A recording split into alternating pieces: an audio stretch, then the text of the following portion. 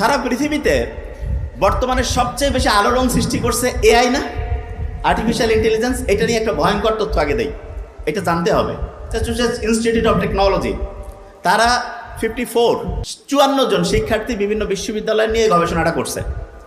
শিক্ষার্থীদেরকে তারা 3টা ভাগ করছে। এই যে আপনারা এখানে 3 ভাগ আছেন, ভেরি নাইস, 1 2 3। 3 ভাগকে 3টা বুদ্ধি দিয়েছে। কি বুদ্ধি? প্রথম ভাগকে বলছে যে আপনারা একটা রচনা লিখবেন, শুনতে হবে, এটা খুব ইম্পর্টেন্ট। রচনাটা লিখবে আপনারা এআই ব্যবহার করবে, চ্যাট জিপিটি ব্যবহার করে। দ্বিতীয় যে গ্রুপ আছে তাদেরকে বলছে আপনারা লিখবেন গুগল ব্যবহার করে। তৃতীয় যে গ্রুপ আছে কোনো চ্যাট কোনো গুগল চলবে না, নিজের মাথা খাটিয়ে লিখতে হবে। Very nice.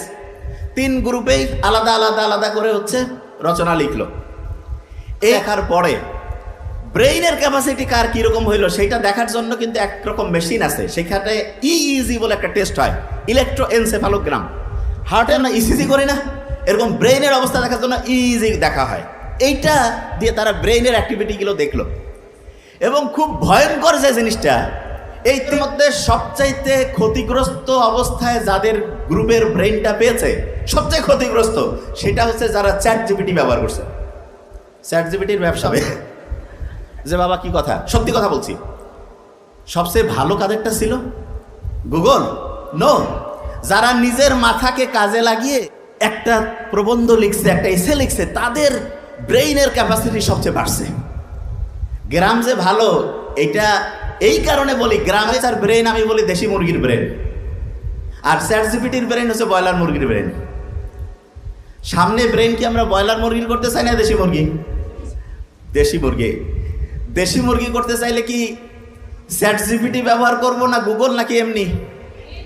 আচ্ছা, চ্যাট জিপিটিরও কিছু কাজ আছে, কোন জায়গায় বলে দিচ্ছি যে কোন জায়গায় এটা কাজ করবে।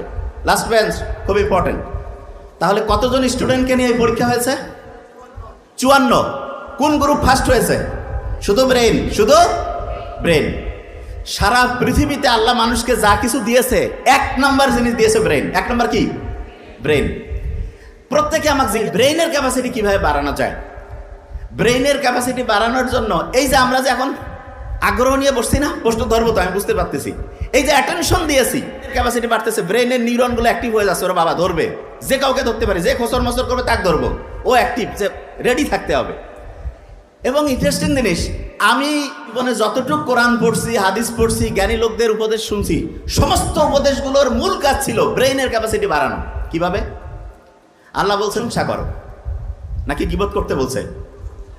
প্রশংসা করলে লাভটা কি? ব্রেইনের মধ্যে 2টা তরঙ্গ তৈরি হয়, 2টা ঢেউ তৈরি হয়। এই 2টা